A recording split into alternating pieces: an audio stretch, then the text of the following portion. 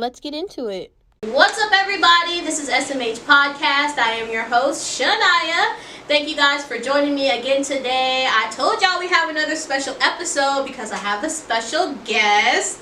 It is Yumz Awkword. Yeah, Mr. Right here. Mr. Right. So, what's up with you, Yumz? You know me, man. Black in America. You know, just traveling, doing music, doing shows, working on an EP.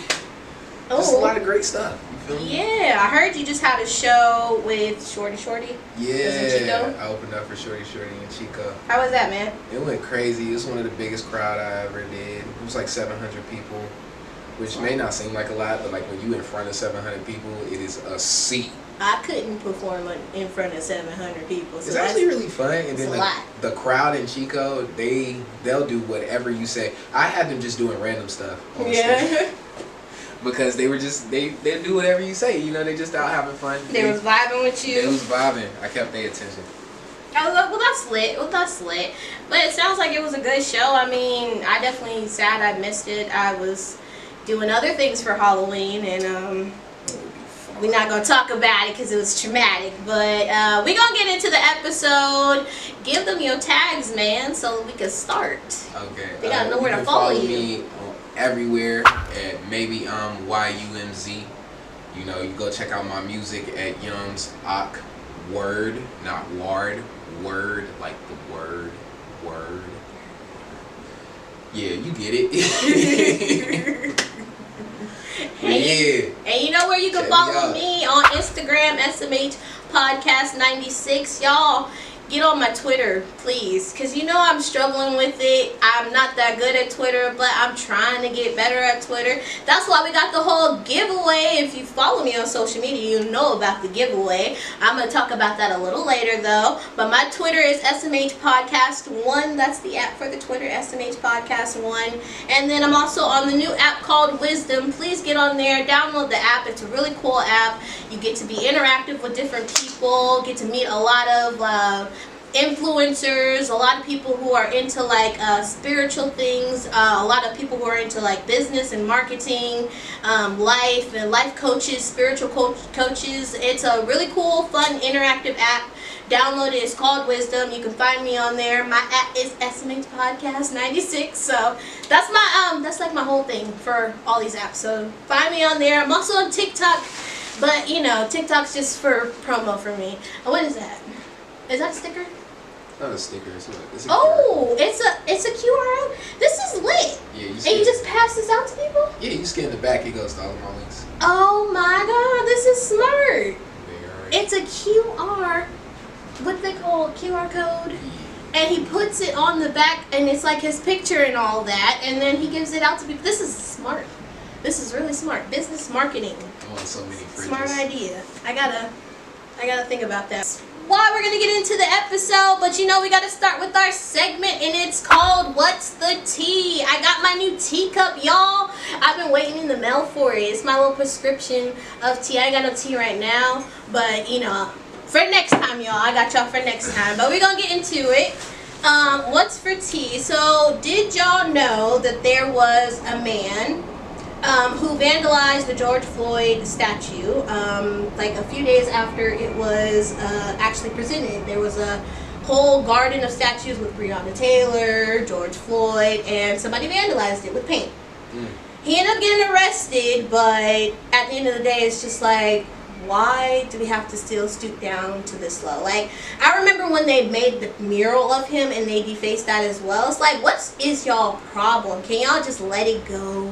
Can we all just let it go? Like, can we not keep on with the racist bullshit anymore? Can we all just, like, at this point, like, the dude's charged, he's in jail, like, we need to let George Floyd rest in peace. Stop with all this damn bigotry and stop with all the damn stupid shit, because there was no need for that. I just felt like there was no need for it.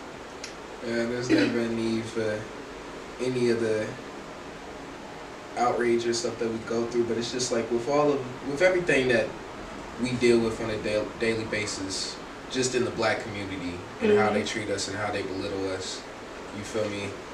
It was only a matter of time. Like, we get defaced anytime. You know, to be real, did you know there's like over, I think, 12 cities that are completely underwater that were... I heard that. Completely black-owned cities, you feel me? I heard that, actually, yeah. It's like all over the U.S. they did, like, the little lakes that are just popping up. They used to be, like, black towns with, like, predominantly black people, and now they're just underwater, and most of their history is lost because everything's underwater. Nobody's going to go underwater, and they're man-made lakes all around the U.S. Yeah, I did see that. So it's like anything that has to do with us specifically has to be destroyed in our government eyes, in the white man's eye, whoever is out to get us specifically, just has to be destroyed. If it makes us look good, it's gotta go. If it makes them look bad, it's gotta go. You feel me? We can never have anything for ourselves. So it's like anything that's like outstanding, even black-owned businesses, you feel me? If they get too big, you'll see something come about that destroy it. Very true, yeah. You feel me? Any black artist that gets to a bigger point and something has to diminish their whole career, their everything that they've done. Any black scientist, philanthropist. It's crazy. Even before the whole cancel culture, all of it is just, it's like when it comes to black people. Not even cancel culture, like literally anything. They will murder us, diminish us, and degrade us, put us under, put us under the water, make sure that we're blackballed to where we're not getting, like, J. Cole has nothing about him out, but now he's considered lame. You feel me? He's considered boring. FUBU was literally for us, by us, but if you were caught wearing that in high school, tell me the bullying you would have got. Yeah, you would have got talked so bad. Like, you wearing FUBU. But it's literally for us, by us. And that's what our... Oh, man. So it's like, I'm not surprised. I'm not surprised no more at anything like that. Honestly, it's like anything that makes the black community or just anything look good or make them look bad, it just has to be destroyed. It just has to be. And that is so sad. Like, because we can't flourish as a people and as a community and do better and get past, like, the whole, and they say racism isn't real, but it really is. Like, I hate that everybody calls, like, every time we bring up, like, an injustice on the black man or something that's not fair for the black community was considered pulling the race card now. Everybody loves to say, oh, you just love pulling the race card. And but it's like, not even that. They put race in it before we even do. Yeah, before we even do. It's like, how do you know I'm talking about race? How can that just be like a popular thing that is happening? Like, you can't just ignore that this is the same trend that continues to happen. It's not, at this point, it's not about the person or the action. It's about, obviously, one thing in particular, their color. Like, you can't say, like, somebody who's profiled as, like, because black men are profiled a lot as thugs, as, like, criminals and all that, and you can't say every black man's a criminal and treat them like they're criminals, and say that it's not about race. You feel me? We're wired, and then they always like to tell us that the black community is the reason that we are still at the same place we were, but it's like, every other race that comes here brings their culture here. You feel me? You go to San Francisco, there's a Chinatown. Chicago, there's a Chinatown. There's a little Mexico here. There's a little Italy over there. We have Little Saigon intact. There's Little Saigon. But it's like, anytime I ever seen like a African culture place, it's just one place. Yeah, very true. Like one shop. Small shop. Yeah, one shop on the corner somewhere. And like, if that shop gets too big, best believe they're gonna shut it down. Best believe they're gonna shut it down. And it's like, we've already been here for 400 years. Not for the first 400 years that we were here, we didn't know anything about our culture. Yeah, nothing about it. When we tried to learn it, they tried to kill us. They did. As we still try to learn it, they still try to diminish it. They do. You feel me? To the point where if we go to Nigeria, go to West Africa, South Africa, they don't even like us over there. They call us cicadas. They don't. Which thoroughly translates, it means cat that strays away from home. But in their ignorance of message, it means just, It's like we're fake black people, and it's like they're not. You feel me? It's like we're not even real to them because we're over here. So we're taken away from our home. We're taken away from our culture. We're not allowed to learn our culture. Every time we try to build something to learn our culture and teach our culture, it turns out to be, it looks into our generation as lame, or it's diminished, or they take from us and turn it into evil. So now that our history, now when we try to look up our history, the first thing that pops up is something completely different. Oh, small interruption, y'all, but next up for tea, did y'all know that a Virginia couple is being convicted for running a 3-year counterfeit coupon scheme? What?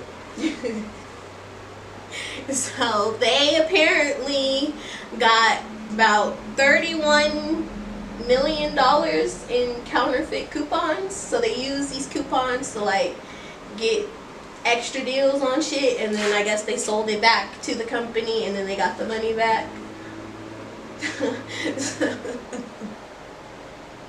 But they were making also fake coupons. Yo, they changed the game with that one. But they were sentenced to 20 years. Yeah, that's a lot. Yeah. Because I'd be mad if I was the first. I ain't gonna lie to you. If I was the corporation, bruh, if I was the corporation and I found out that they was making fake coupons and really getting me like that, lock them up. Cause how dare you be that creative? No, for real. Like, how do you come up with that? You gotta think, bro. Don't nobody really check a coupon like they don't. That. You feel me? That who be checking? Don't nobody use coupons for one. No, they don't. So if somebody come in with a coupon, you just gonna be like, okay, let me look at it, make sure it's a coupon. It's a coupon. Yeah, you get the deal. Like that's it, bruh. And then you come bring back the full price, that $2-3 you got, that adds up after a while. They 31 million. Jesus Christ!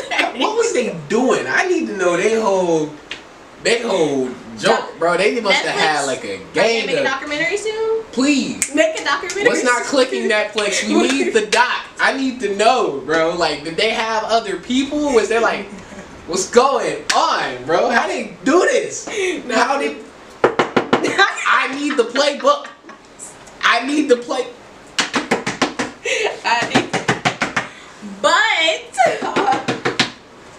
Moving on. Next up for tea is actually Netflix and Dave Chappelle. Oh right now, my God. Netflix is sticking behind Dave Chappelle and his controversial, film that came out on Netflix, because right now they're saying that it's, too transphobic. And there's been protests, the employees did a whole walkout, but I also think it's a little crazy how the leader of the protest is now under fire for also being transphobic and being racist. So it just seems looks like someone didn't really care. It just sees how karma really works. But I just trying to prove a point that Dave's points just being proven even more, that it's not about him being racist and transphobic, because like his jokes that he said in the past, he actually apologized for it, and now he just feels like he's being ridiculed for it every time he gets on stage or every time he does something, and people are missing the joke behind it and not really listening and just overlooking what he's saying. And it's kind of like talking about a man who makes fun of everything. Like he talks about dead babies, his kids, himself, rape.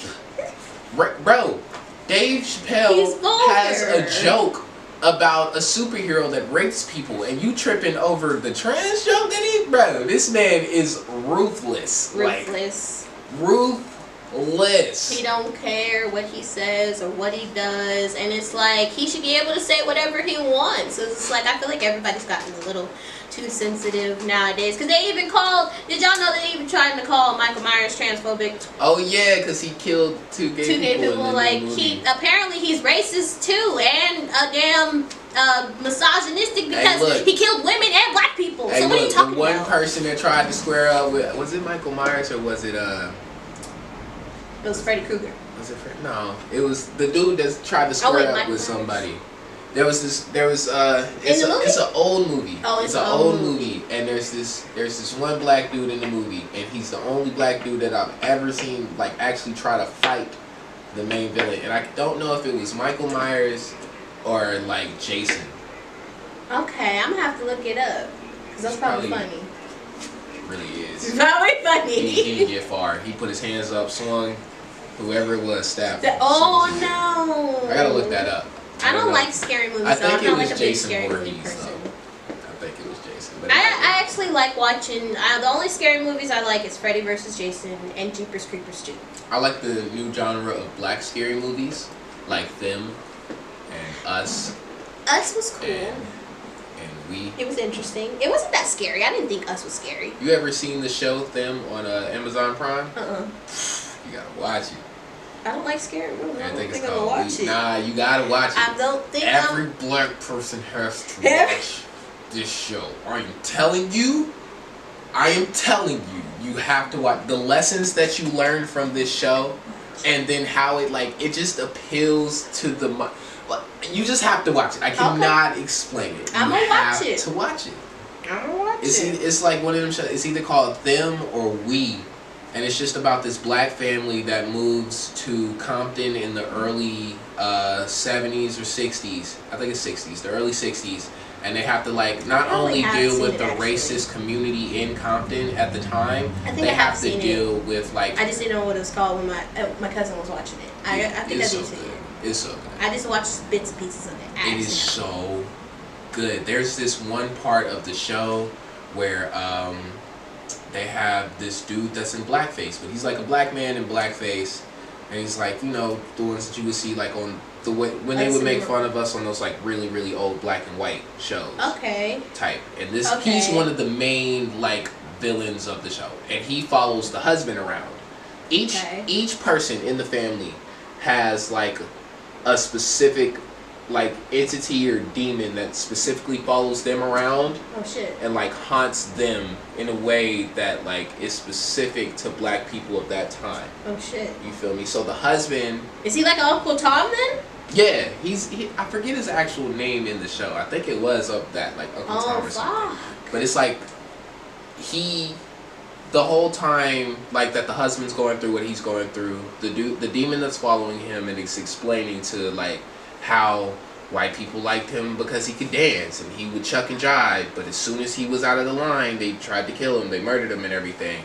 The wife has to deal with, she deals mostly with the neighbors, the white women that don't want her there and being crazy, seen as the crazy one because she's a black woman, so it's I get it. Yeah, then they have the oldest daughter, and the oldest daughter is dealing with, her demon is actually a little white girl that's her white friend, but in the end it turns out that it's just the oldest daughter gets moved into an all-white school, so she gets that feeling of wanting to be white so she doesn't be different from everybody else, because nobody's talking to her, nobody's her friend, because she's a black girl, so she's she gets a whole identity crisis. And then there's the youngest daughter, and the youngest daughter doesn't really get a demon, but she's the main source that all of this is coming out of because she's so young.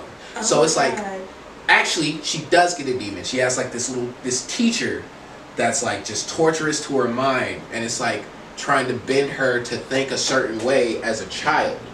You feel me? Because the youngest daughter is hella open. Impressionist. Yes. Like an impression, okay. Yeah, so it's it is crazy what all of them deal with, and then the way that it's filmed. That's the story deep. Is told. Honestly, it's deep. It's scary. It really scares you, but it scares you in the sense of you really feel that. Yeah. You really feel what they going through. Yeah, because that's deep. Super deep. Damn. I love that new type of that new genre of black horror movies. I love it. Okay. I love it. The new Candyman, I really love it. I gotta watch it actually. That was on my I've only seen bits and pieces. I have not watched it completely yet, but what I've heard about it, it looks good. It looks good. I was always scared of the Candyman growing up. So I always liked the story of the Candyman because that was the first black horror story if you really think about it. I didn't. A black man that was murdered. My mom had the old. Yeah, the old. Yeah, I didn't like it. I was scared. I don't like scary movies. I keep saying that. I like the story. I'm gonna keep saying that. So next up, but we gonna keep it moving. Next up for tea right now. Did y'all know that there has been used gloves imported by the millions amid the pandemic? That's probably why Kyrie Irving don't want to get the damn vaccine. So I don't blame bruh. Because, yeah, there's been a bunch of used gloves apparently being imported into the U.S. But did y'all know that Kyrie Irving, he don't want to get the shot. He's being taken off of the games. He's being put on pause. But his fans is being loyal to him, and protesters actually tried to storm the barricades at the damn game to try in support of him, to like saying put him in the game. Good. Put him back in the game. Like, I feel like if he gets a test, why do you have to like? I feel like it's his choice at the end of the day. I mean, but there's been more than like 1,000 or so workers, medical, in the medical field right now who are out of work because they haven't gotten vaccinated. So sad, very, very sad. I'm sorry guys, but we're gonna get into the episode. So this episode is the topic is about friends and friendships and platonic relationships or whatever. F is for friends who do stuff together. U is for you. I'm sorry. It's okay. I love SpongeBob too. But anyway, but we're talking about friends and relationships, and really it's just, I wanted to talk about this because I feel like right now, with the whole pandemic going on, I feel like relationships are kind of tested right now, and specific for any relationships. And I feel like they're really being tested right now, you know, because you're not able to see each other a lot, or you're not able to hang out like you used to. You can't go to like the same things that you used to. So I feel like a lot of relationships are being like tested or broken or just like all around just diminished. Do you think there's such thing as a bad friend? Yeah. No. I think there is such thing as a friend that will take your energy. I think there's a such thing as a selfish friend.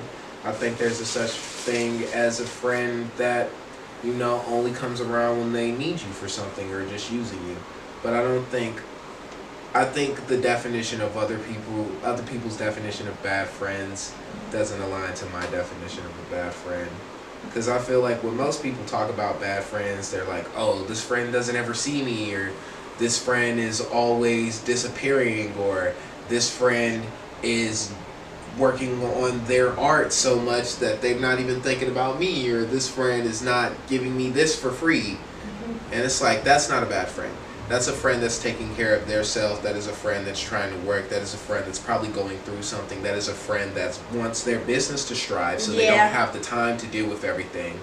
And you're kind of the bad friend from wanting them to take their energy away from that to spend it on you. And I'm so happy that you said that, because that was one of my points, is that I don't feel like there is a such thing as a bad friend. If you feel like your friend's being a bad friend, I don't think that y'all should be friends, honestly.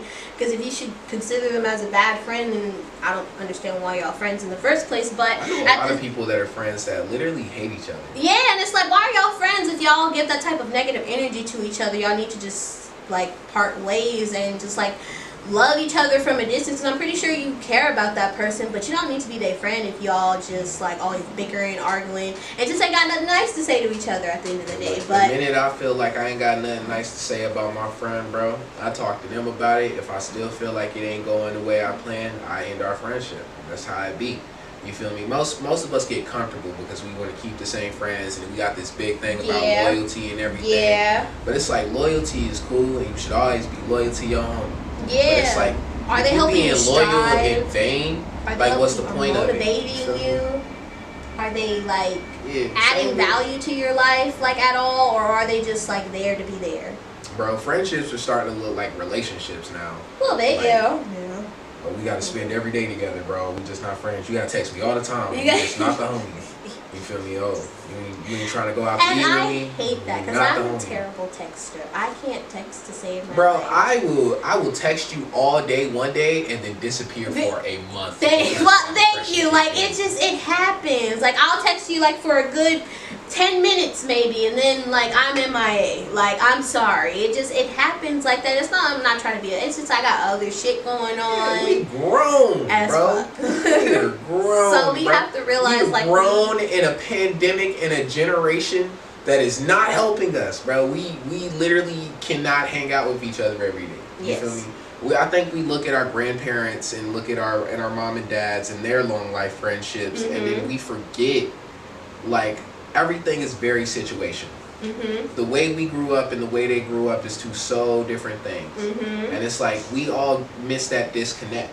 We all miss that we look at other things and we try to do it the same way, and then we wonder why it's not working. Very you feel true. me? Because it's like life upgrades. You feel me? Things change every day. Every day, Every we're day. in a very different time right now. So I don't understand why people think that their same emotions and the same way they grew up and the same stuff that they were taught is gonna stay the same. It's not. You feel me? You gotta evolve, and if you can't evolve with your, that's why people aren't good friends. That's why people think they don't have friends, because they can't evolve together.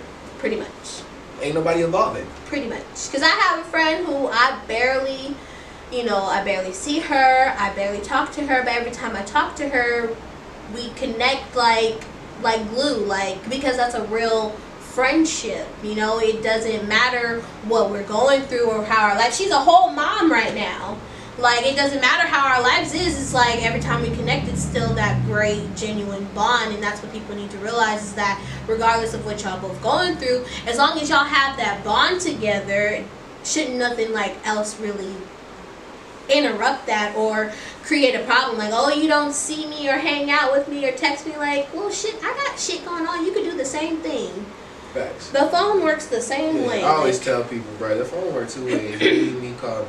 Feel me? If I don't pick up, I hit you back. And maybe sometimes also I feel like people just need to accept people for who they are. If your friend's a terrible texter, just know your friend's a terrible texter. Shit, just be the one to initiate the conversation then. Just be the one to freaking, like, I know they ain't gonna call me or why I gotta text and call you all day if I know you in real life? Man. If you just texting me to talk and you ain't even trying to like link up and see me, bro, you ain't trying to like go somewhere and be real homies, bro. Like, I'm not trying to text the homie, bro. Like, I get for all my friends that's like somewhere else. Like, they cross town, they in another city, they in another state. I get that. But if like we in the same city, you feel me? You know we in the same city. Man. You know we know the same people. Man. You know we know the same spot. We probably gonna hang out. You sitting there waiting for us to have a full conversation before we hang out, bro.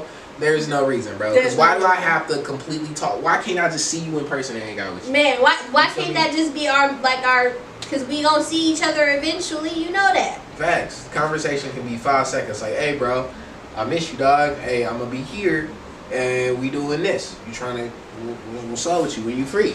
Or if you ain't trying to do that, when is you free, bro? Because I'm trying to chill with you. You feel me? Like, be on some. I like friends that I can hang out with. I don't like friends that I gotta text all day. That I gotta just I feel like it's becoming a problem to like communicate, or like I don't like to just like, I just want to be able to talk to you and not be like that, and we have like a cool conversation and don't have to be like drama behind it. Like, I don't like drama. I hate drama. Like, you know, I got a lot of homies from even back home, and it's like I understand where they be coming from, because, you know, I'm all the way in California, they in North Carolina, and it's like, you know, those are people I used to be with every day. Those are people that you said it like the nigga off of Wood, North Carolina. Okay, I hate when people do that. I'm sorry. I'm not the nigga off. I'm not the nigga. I'm sorry. I'm not him. You feel me? I understand. I get it. He was from North Carolina. I get it. I'm so sorry. We're in California. He was from North Carolina. I'm from North Carolina. I'm in California. I understand. I'm so sorry. I'm not walking in the store with a blue fitted cap. You feel me? I don't have to worry about that. Ain't nobody, what's up, blood? What's up, cousin? We good. You do got blue on your hat, though. Anyway. I'm sorry. Off point. Good. Okay, go ahead. Anyway, for my homies that be back in North Carolina, you know, I understand where they be coming from when they be saying, you know, they miss me, and it's like, if they feel like that I changed, because I don't talk to them much. And it's like, it's real life. Like, I try to explain to them all the time. It's like, it's not a matter of me changing. It's a matter of me being in a new place. It's like, I'm trying to we come from a place where it lowers us. We're in a very small city, so it's like I finally got the opportunity to be in a bigger space and do bigger things. So it's like I'm always pushing myself every day, constantly. Every time I'm on my phone, if it's not making me no money, if it's not pushing me to the next level I need to be in life, if it's not making me a better person and a better man, I'm not worried about it. And it's like, to my friends, you know, I love y'all, and you know, I always want to talk to y'all. I call them at least once. I have a day every month where I call every single one of my friends just to check on them. That's beautiful. You feel me? Because I know how it feels. Yeah. And you know, I still got that survivor's guilt because, you know, I made it out. They still there. But it's like, it's hard for me to be their definition of a good friend when I'm in a different place in my life. It's like, nobody wants you to be a good friend. You feel me? A good friend doesn't have a definition. Everybody wants you to be the same friend you was when you first met them. Yeah. You know how it is when you first meet your friend. Yeah. You hanging out every day. You spending all your time with them, bro. Y'all always talking. Y'all got inside jokes, handshakes. Y'all spending all the time. Y'all breaking bread. Y'all eating all the time. All your time is spent with bro. Yeah. All your time is spent with old girl. But it's like, as the future go on, we all have different lanes and different ways in life we have to take. Yeah. So it's like, if we all worried about, I'm never worried about losing none of my friends, because I know if we fall off, I'm gonna get right back with them later. Yeah. Me and Chaz, bro, we don't talk sometimes, but it's like I get right back with him when I need to. Me and you know, all of my other homies from back home, my homie Santi, we don't talk every day, bro. I haven't talked to him in a month, but I know if I call him right now, he gonna pick up the phone and we gonna have a conversation like it was nothing. That's beautiful. You feel me? I love that type of stuff. That's beautiful. Those are the type of friends that I like. So, I got a question before we wrap this up a little bit. What is the hardest lesson you learned from a friend? You can never give up too much of your energy because they will not appreciate it. They will start to expect it. Ooh, deep. If you do too much for somebody, no matter how close you think they Very are with true. you, if the energy is not reciprocated, if they're not doing the same for you, or if they feel like they're doing more even if they're not, Yeah. or if you are doing more and they feel like you're not doing enough, Yeah. then that's where the friendship has lost its base, because now it's not a friendship. It's basically just it's more like they're draining. They're looking to you to, like, my best friend, the closest person to me since I've moved here, we are no longer speaking, and it's very recent that we are no longer speaking because we depended on each other, and it was to a point where I leaned on her too much, she leaned on me too much, and it's like our friendship stopped being a friendship and started being like, oh, I expect this of you, or I expect this of you, and then we just stopped. So now we're not even cool. We can't even have a conversation. We can't even talk, because it went from, oh, I got you, you're my friend, I'm doing this out of love, to, oh, I'm doing this because it's my responsibility now. I have to do this. If I don't do this, it's gonna be brought into my face. Yeah, it's gonna be a problem. You did this and I did this. So it's like when friendships turn to that, stuff dies, bro. It's like, nah, I'll never get that friendship back with her, when all I had to do was be like, hey, yo, you realize I'm doing this out of love. I'm not doing this because it's an obligation. Yeah. Or I had to focus, or I could have just focused on myself and kept doing what I was doing. Yeah. And not came into the friendship with, I'm going to push me and you. Yeah. And it went from pushing me and another person to just pushing that other person. Yeah. So when that friendship turns to that, bruh, that's when...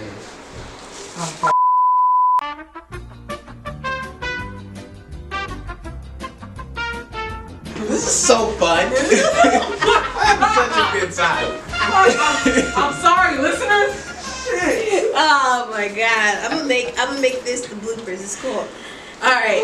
I agree with you, Yumz. I feel like for me the hardest lesson I learned from a friend was pretty much letting my friends learn their own lessons. Oh, that's a good one. And not trying to be the person to interrupt that. Okay, so we're gonna wrap things up.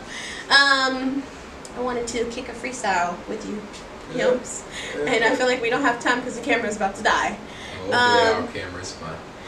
I'm so sorry. But you guys can follow us on Instagram, Facebook, and maybe I'm YUMZ. Yeah. Follow. Give them your tags. Maybe I'm YUMZ. You can follow me everywhere. Maybe I'm Yumz Awkword on all social media and music platforms. YouTube, I just dropped the music video, The Trust Funds. I got a new song dropping called Villain Art soon. You know, just be looking out for the EP. I got those. His QR. Also got merch. Merch. You feel me? We got all that. Man, his merch go crazy. I'm trying to get a shirt or a hat or something. I'm trying to get something. I have ski masks. You can follow me on social media, SMH Podcast 96. Follow me on Instagram. On my Twitter. You guys, I'm doing a giveaway for the first 10 people that follow me on Instagram. You have to follow me in order to get the prize. I'm not going to tell you what it is yet. So the first 10 people that follow me on Twitter gets the giveaway. So follow me. You have to get on there, follow me, and then retweet the giveaway post. That's the only way you're going to be entered into the giveaway. So you have to follow me, and I can see who's the first person to do it. So you have to follow me, retweet the post, and then you get the prize. And you'll know all the details for that. But I appreciate you guys for listening to me.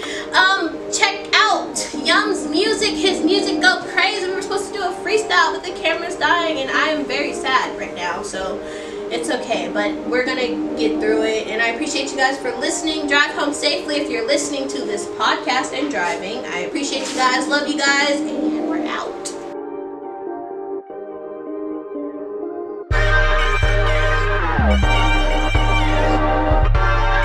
I'm about to walk this motherfucker, man.